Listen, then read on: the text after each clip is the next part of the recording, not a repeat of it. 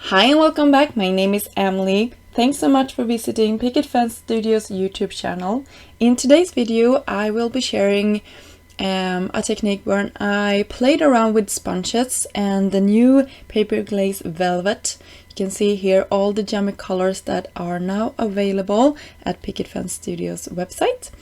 And here is a stencil also from the August release called Welcome to the Graveyard A2 Blending Stencil. And in this pack you get a lot of witches and gravestones and this beautiful tree that I will be playing around with.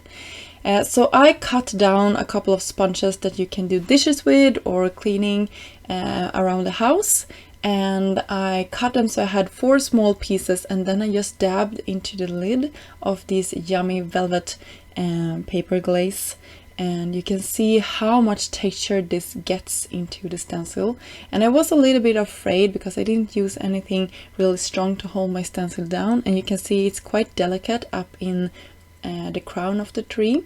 So I went a little bit slowly, but you can see this amazing texture that builds up when you're like doing this swiping or punching motion. And by the way, that little hand you see down in the left corner is William's. He was here when I was experimenting with this.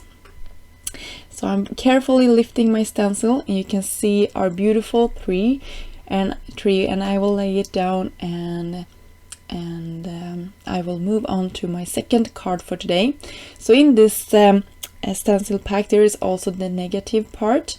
So I actually cleaned off my sponges here, so they are a little bit wet. They are I would say there is not that much water in the sponges. They are more like, they are not that dry and hard that it was on the first card. So I'm getting a little bit more of a smoother transition between my colors here. So you can see how that looks, and I think it looks gorgeous. It's like a smoke or a shadow around the tree when we are done with this. So I'm just kept going and blending those colors until I was happy with the result.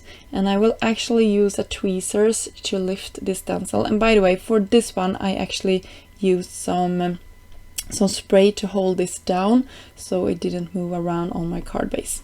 I just love that. I think this turned out super cool, and it actually has this white halo on the outer edge that I will share with you later.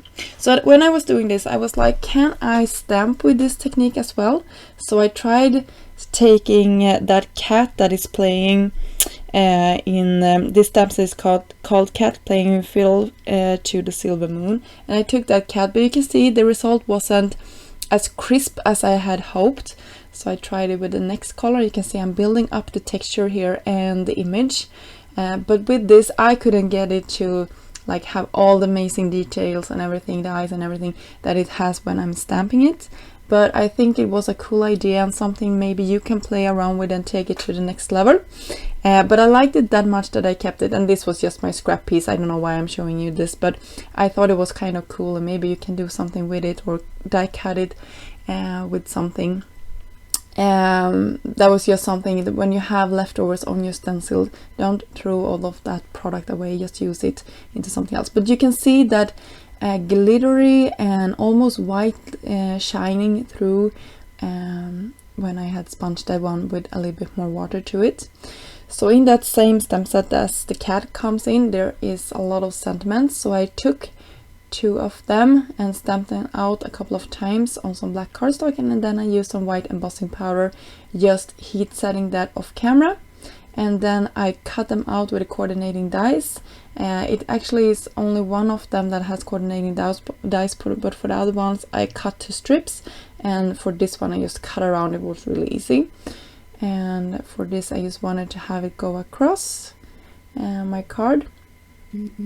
And for my cards I went with white card bases, since I had a lot of black going on my card panels. And for this one you can see I stamped it on some gray cardstock and not black. So I wanted to tie it in with the set of cards that we created here. So I took Picket Fence Black Hybrid ink and just went around all of the edges.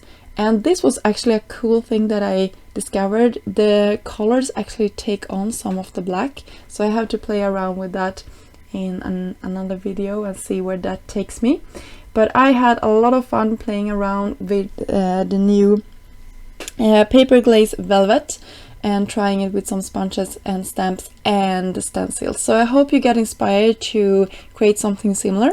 If you like this video, we will be really happy if you could leave us a comment down below and maybe considering liking this video. And until next time, I hope you have a great day. Bye!